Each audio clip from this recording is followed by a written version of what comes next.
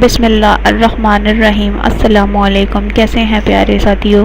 امید ہے اللہ پاک کی رحمت کے سائے میں ہوں گے۔ اللہ پاک ہم سب کو ہدایت پانے والوں میں شامل فرما دے، آمین یا رب العالمین۔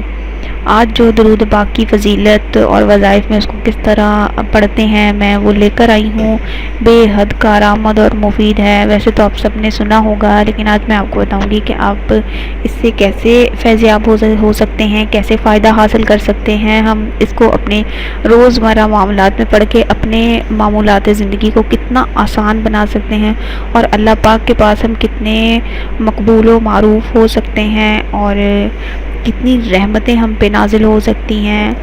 وہ درود پاک ہے، درود ابراہیمی۔ درود ابراہیمی پڑھنے کی بہت فضیلت ہے۔ کوئی بھی دعا ایسی نہیں ہے جو درود ابراہیمی پڑھ کے مانگی جائے اور وہ دعا رد ہو جائے۔ ہر دعا کے اول و آخر درود ابراہیمی پڑھ لیا جائے تو وہ دعا ضرور قبول ہوتی ہے۔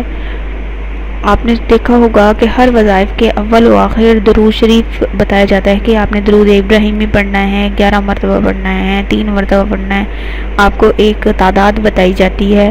تو سوچیں، اگر آپ کسی بھی مشکل اور پریشانی کے لیے اور اپنی زندگی کے مسئلے مسائل کے لیے اگر آپ درود پاک پڑھیں گے تو اس کی کتنی فضیلت ہوگی۔ ایک بار درود پاک پڑھنے والی کی اتنی نیکیاں ہیں کہ وہ ایک فرشتہ بھی کاؤنٹ نہیں کر سکتا، اتنی رحمتیں اس بندے پہ نازل ہوتی ہیں۔ تو آپ باقی وظائف کی طرف جانے سے یا باقی اپنی زندگی کو مشکل اور کٹھن بنانے سے، کٹھن راستوں پہ چلنے سے بہتر ہے کہ ہم درود پاک کو اپنا لیں، درود پاک پڑھیں۔ اسی سے ہماری پریشانیوں کا حل جو ہے وہ بآسانی نکل سکتا ہے۔ اسی کے ساتھ میں ویڈیو کا اختتام کروں گی اور اگلی ویڈیو کے ساتھ حاضر ہوں گی۔ ایک درخواست ہے، ہمارے اس پیغام کو اپنے سوشل میڈیا اکاؤنٹ میں شیئر کریں، ہمارے چینل کو سبسکرائب کریں۔